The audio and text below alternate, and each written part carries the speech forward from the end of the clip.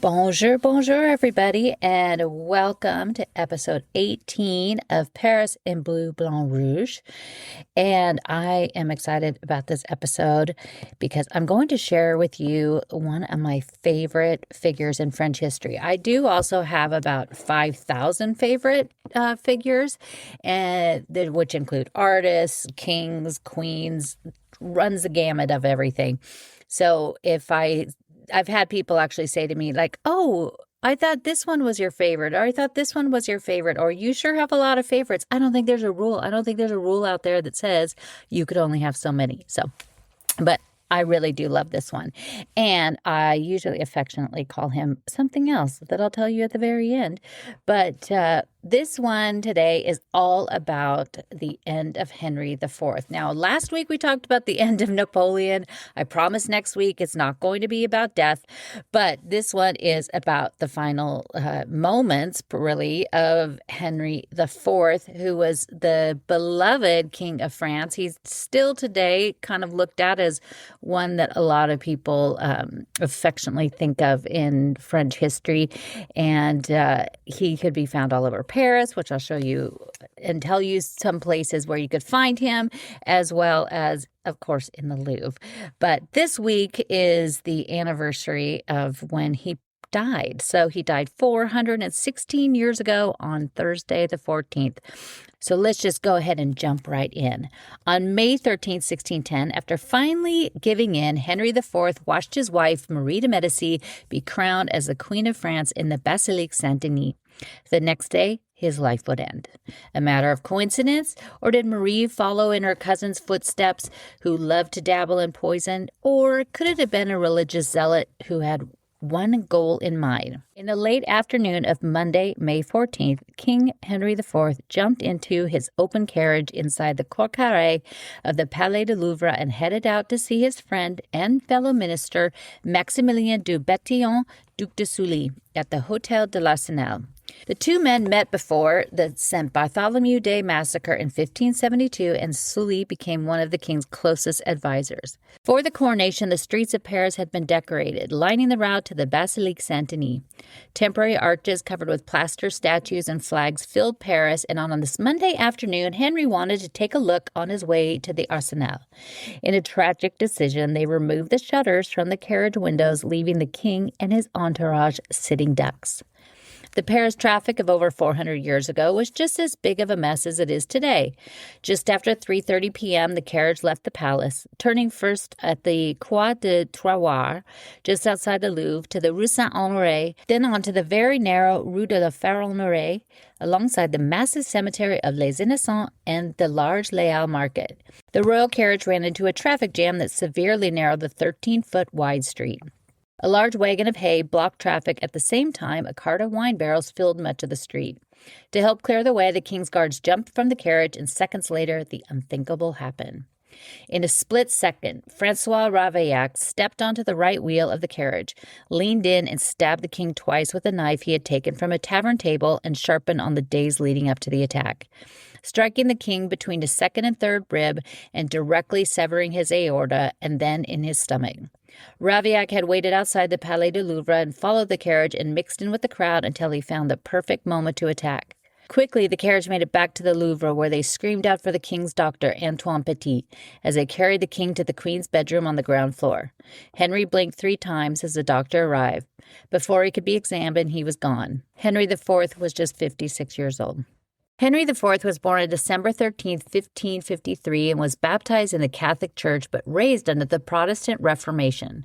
In 1572, as the marriage to Marguerite de Valois was negotiated, his mother, Jeanne d'Albret, was to promise Catherine de Medici that they would never convert Marguerite. The wedding itself was used to bring hundreds of Protestants to Paris to be killed in the St. Bartholomew Day massacre just days later. That's a long story coming in August. Henri III, King of France, died on August 2, 1589. On his deathbed, he named his brother-in-law, Henri III, King of Navarre, as his successor, and was advised that he should return to Catholicism. Henri III of Navarre was now Henri IV, King of France. As the wars of religion raged, Henri IV announced on April 4, 1592, that he would convert to Catholicism. Baptized on July 25, 1593, in the Basilique Saint Denis, it took a bit longer to win people people over, especially one man who would never be convinced. The assassin, François Ravaillac, was born in 1577 in Angoulême, France, on December 13th, the same birthday as both Henri IV and the Duc de Sully. How about that for a strange twist? Ravaillac was raised under the strict Catholic teaching with a chaser of strong distrust and dislike for the Protestants. At 29, Ravaillac followed his calling and joined the Cistercian Order of the Feuillants, but lasted barely a month before he was asked to leave after his odd rantings were discovered. The next day, the Jesuit church wouldn't even entertain the idea of admitting him. For a brief period, he taught catechism to children, and at the same time, his visions became more frequent and darker. As a dedicated Catholic, Ravaillac felt that Henri IV hadn't done enough for the church. Voices told him that the king was the Antichrist, opposed the Pope, and must be dealt with. In 1609, on 2 separate occasions, Ravaillac tried to reach out to the king directly to plead his case and advise him, but was, of course, turned away, all leading him to his final action on May 14th. Immediately following the incident, Ravaillac didn't run. He stood almost in shock, while Henry's guards apprehended him and took him to the Hotel de Retz. Upon his arrest, they found his pockets filled with scraps of paper inscribed with biblical passages and rantings. The next day, he was locked in the conciergerie and questioned. For days, the assailant was tortured and interrogated on who else could be involved in the plot to kill the king, followed by a 10-day trial. The timing of the death brought the queen herself into question. After all, she was a Medici, and her distant cousin and former mother-in-law to the king loved to dabble in the dark arts and poisoning people. Marie was off the hook with this one, but this did work to her advantage. On May 27th, Ravaillac was found guilty of regicide, which is the killing of a sovereign, and was sentenced to an immediate death. He was taken to the Cathedral Notre Dame, where he could make amends in front of the door of the Last Judgment and pray once more before his date with death. The same day at the Place de Grève, in front of the Hotel de Ville, public enemy number 1 would meet a rather grisly end in front of thousands of angry onlookers. The official decree of the Parliament of Paris describes the method of his death. Gripped to the udders, arms, thighs, and the fat of his legs, his right hand, which held the knife with which he committed the said regicide, will be burned with sulfur fire, dipped in molten lead, boiling water, urine, burning resin, wax and sulfur melted together. Then his body will be pulled and quartered by 4 horses. The rest of his body will be consumed by fire, reduced to ashes, and thrown to the wind. On May 15th, the autopsy of the king was performed, and his heart and entrails were removed to be sent to the Basilique Saint Denis and the Collage de la Flèche.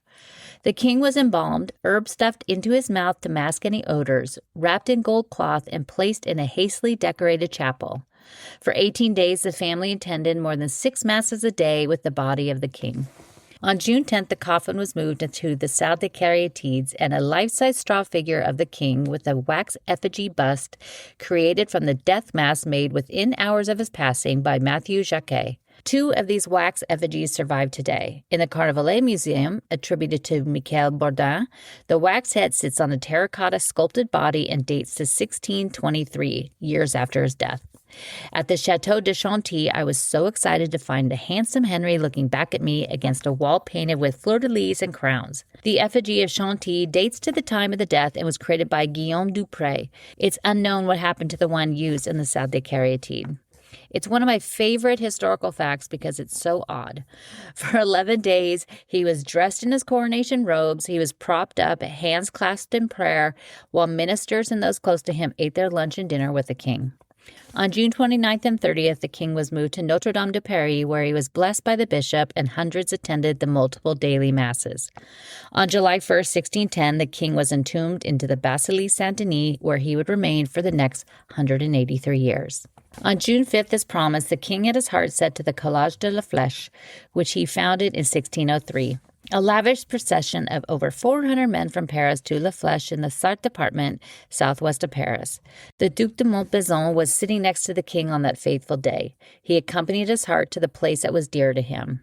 Later, in 1643, the queen's heart would be added, but both were destroyed in the Revolution. The loss of the beloved king was a blow to the people of France, and even more so to his children.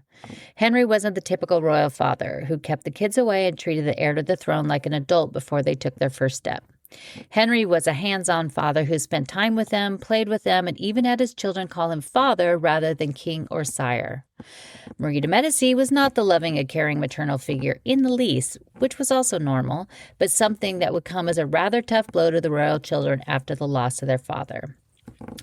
Louis XIII was just 8 years and 7 months old the day his father died and had been at the order of the Knights of the Holy Spirit on the edge of the left bank on the Rue des Grands Augustins at the moment of his father's death. Advisors rushed to his side as he was now the King of France, even if he was still a child. Today, the Relais Louis XIII restaurant near the location that has the date inscribed on its wall just opposite the former home of Pablo Picasso. Crowned on October 17, 1610 at the Cathedral Notre-Dame de Reims, he would need to wait until he was 13 to actually rule. His mother, Marie de Medici, served as regent, acting in his place and holding that power in her iron fist as long as she could. Deciding he was too weak to actually take the throne in 1614, she held on a little longer until the coup de force on April 24, 1617, and Mommy Dear's closest advisor, Concino Concini, was killed and she was locked away in the Château de Blois for 2 years.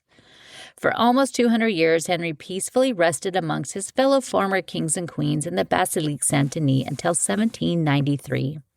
On August 1st, the National Convention voted that all royal effigies and tombs needed to be destroyed, partially to erase any memory of the former kings of France, but also to obtain the lead and metal to make bullets and cannons.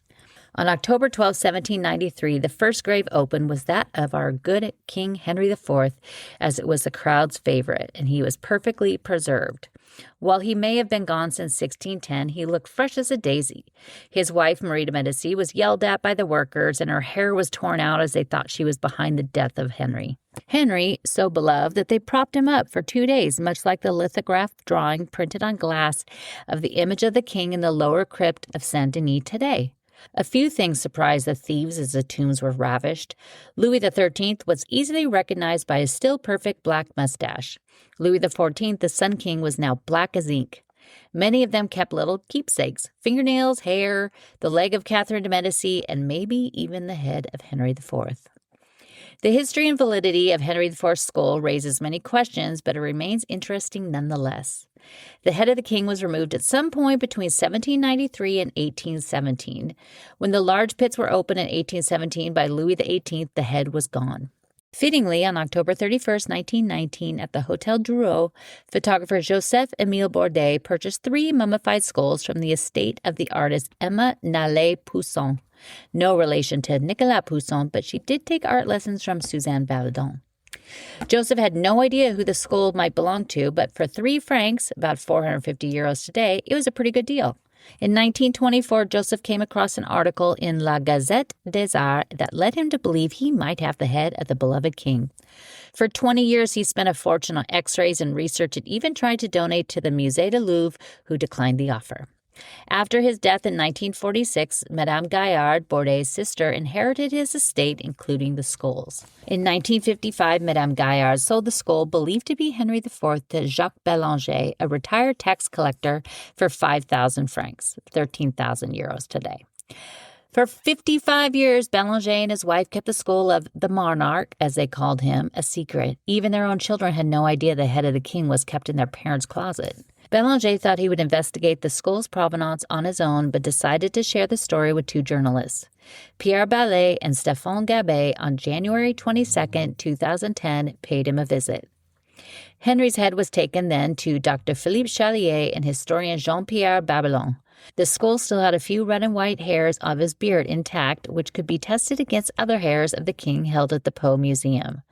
On close inspection, his nose was broken and his right ear had been pierced. One of the most telling marks was the damage to his jaw when stabbed by Jean Châtelet on December 27, 1594. Henry was no stranger to assassination attempts. On December 15, 2010, 400 years after his death, scientists matched the skull to the Bourbon line. One scientist said it was a 99.9% match, yet others think that 0.01% is a big deal. It was also tested against the blood of Louis XVI on a napkin from the day of his execution. Bélanger gave it to the descendant of the former king Louis-Alphonse de Bourbon, the Duc d'Anjou. After the head was confirmed as belonging to one of France's most beloved kings, it was to be returned to the Basilique Saint Denis in 2012 in a special ceremony, but that still hasn't happened. As far as we know, poor Henry is locked away in a bank vault awaiting his return to the rest of his remains. Years ago, I met the handsome descendant at a mass for Louis XVI, and I sure wish I knew the story then, because then I could have asked him where the head is. Now, where could you find Henry IV, you ask? Well, the streets and monuments of Paris include many famous figures, but one is easier to find than any other. Henri IV, and has a very distinct and pointed chin and beard, and he usually has a somewhat goofy yet adorable expression. In the center of the city, one of the best depictions of the king is on the Pont Neuf. Henry III laid the first stone in 1578, but due to wars and other factors, construction stalled until Henry IV resumed building in 1599. It was finally finished in 1606, and it was the widest bridge in Paris, allowing traffic and pedestrians to walk on the city's first sidewalks. It was also the first bridge in Paris to be built without houses, mainly so whoever crosses the bridge also has a view of the Louvre and the Grand Gallery that Henry also built. The equestrian statue of Henry IV was built under the orders of his wife, Marie de Medici, but his untimely murder would come before the statue was finished. Completed in Italy and set out from the port of Genoa to Paris, the ship was attacked by pirates and sank off the coast of Sardinia. Many months later, in 1614, the wreckage was discovered, and the statue finally rode to Paris on a barge from Le Havre down the Seine and placed on the Pont Neuf. Sitting on a pedestal, it was surrounded by the 4 captive statues that can now be seen in the Louvre and the Richelieu wing. Like many monuments in Paris, it would not survive the Revolution. Broken and melted, it was all but destroyed, but a few pieces of the statues survived and are now in the Carnavalet. Many years later, during the Restoration, Louis XVIII ordered a replacement and returned it to the Pont Neuf. Henry would rise again in 1818 and cast from the original mold using bronze from the other statues in Paris. Inside the statue, a closely kept secret is hidden. A workman named Meynell, a loyal Bonapartist, stuffed Henry with anti-royalist papers as he was being built. It was all but a myth until 2004 when it was restored and metal cylinders were found hidden in his elbow and leg filled with the very papers. Before the restoration was finished, they returned the hidden treasures to the king. In 1621, Marie de Medici commissioned Peter Paul Rubens to create 4 paintings telling the story of her life to fill the walls of her palace in the Jardin de Luxembourg. She loved the first 4 so much she asked him to create 20 more based on major moments of her life. Rubens wanted to please his royal patron, so he redesigned her life a bit, and some of the less than lovely events were given a new rosy outlook. Filling the paintings with allegories, royal icons, and adding the color red to direct your attention, it's amazing walk through her life. It was inaugurated on May 11, 1625 in the Palais de Luxembourg. Marie wanted Rubens to also paint 24 paintings dedicated to the life of Henry IV. That would never come to fruition, sadly, and I would have died to see that. But a few of Marie's, of course, include Henry. Henry first appears in the 7th painting, The Presentation of the Portrait. Henri IV, dressed in armor, is presented with the actual portrait that was sent to the king in 1599 of his future wife by Cupid and Hymen. Behind the king is an allegory of France whispering her approval. Henry reappears in painting number 10, depicting their final meeting in Lyon on November 9, 1600.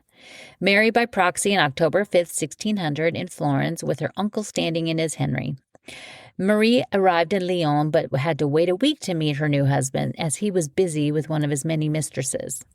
In the paintings, Rubens added the Roman gods Jupiter and Juno, who represent marriage, this time with the faces of Henry and Marie. Number 12 showcases his legs, which we'll talk more about, in the preparation for war, also known as the Regency of the Queen. This episode takes place on March 12, 1610, a very important date as it would be the reason she was named regent 2 months later after his death. November 13th takes place on May 13, 1610, in the Basilique Saint Denis, the coronation of the Queen. Marie sits center stage while the king looks down from above. The last painting that includes our man Henry is number 14, titled The Apotheosis of Henri IV.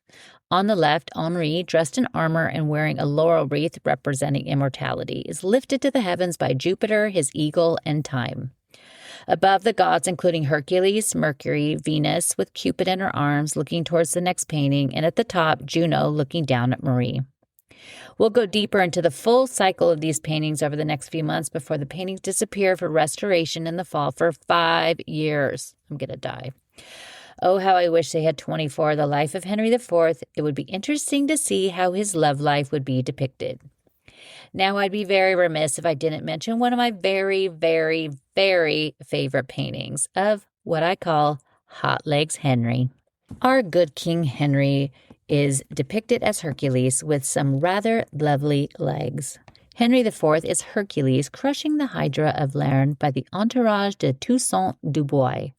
Painted in 1600, it depicts the king as a mythological hero known for his strength and often associated with the Bourbon kings. He is seen with the pelt of a lion over his shoulder, a slight smile on his face, and holding a club in his hands. The king stands triumphantly over the slain Hydra, which symbolizes the Catholic League, which had major problems with the one-time Huguenot king. However, what stands out about this painting is his legs and his arms. I mean, really, oh la la, Henry.